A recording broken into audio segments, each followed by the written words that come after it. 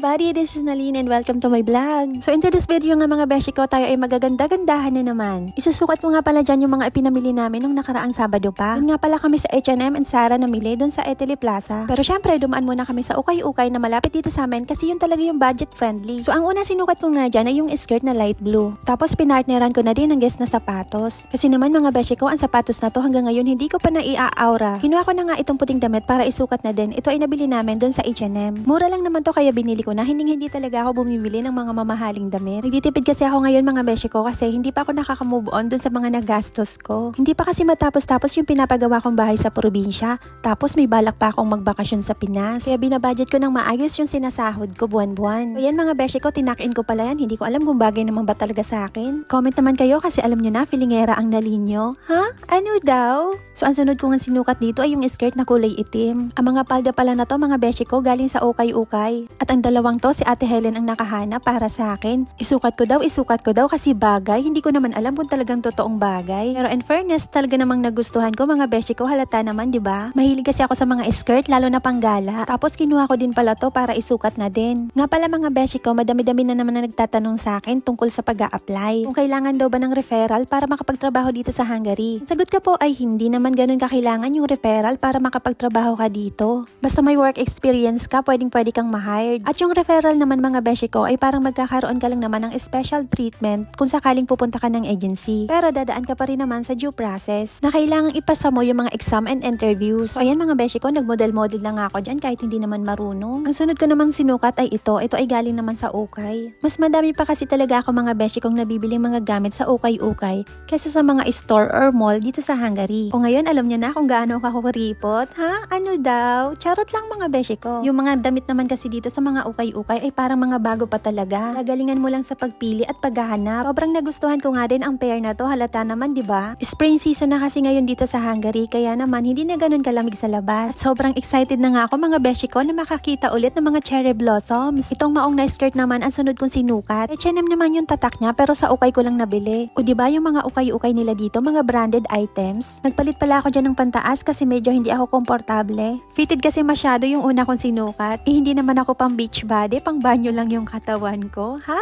Ano daw? Ang hirap naman kasi talagang mag-diet tapos nakakatamad pa mag-exercise. So ayan, nag-tuck-in pa ako. Hindi ko naman alam kung bagay ba talaga yan sa akin. Pagpasensyahan nyo na lang talaga ako mga beshi ko. So ang sunod ko nga sinukat dyan ay itong square pants. Ito ay nabili namin doon sa Etely Plaza, doon sa H&M. Usong-uso kasi ito dito sa Hungary mga beshi ko. Kaya naman kaming apat, si Tin, si Ate Helen, si Ate Lenlen, talagang bumili ng tigi-isa. Tapos sabi pa nila, sabay-sabay daw naming suotin. O diba, di parang naka-uniform na kami para kaming magsasayaw. Kasi naman ang mga kaibigan ko talaga napakakukulit. Kaya abang-abang kayo mga beshi ko para makita nyo din kung ano yung magiging itsura namin pag sabay-sabay naming sinuot. Actually talaga hindi ako nagsusuot ng ganitong pants kasi feeling ko hindi naman bagay sa akin. Pero sabi nila itry ko naman daw kasi nasa nagdadala naman daw yan. At ang sunod ko nga isinukat ay ito. Sa Zara naman namin yan binili. At kung napansin nyo nga, medyo manipis yung tela nito. Susuotin daw kasi namin yan pag nag-beach kami or pag nag-swimming kami, sabi ni Ate Lenlen. Kaya tig-isa na naman kami ng binili ng ganyan. Okay na din naman kasi perfect para sa summer. Sa naaalala ko kasi mga beshi ko, sobrang init din kapag summer season dito sa Hungary. Pero syempre, mas mainit pa rin sa Pilipinas. Masyadong puting-puti kaya naisipan ko magpalit ng pantaas. So ayan, kahit malaki yung tiyan ko, may pa-crop top. Nga pala mga beshi ko, alam nyo ba na nakakataba ng puso kapag may nagtatanong sa akin, "Uy idol, bakit hindi ka na laging nag-a-upload?" Kasi dati-rati halos araw-araw lagi akong laman ng mga newsfeed nyo.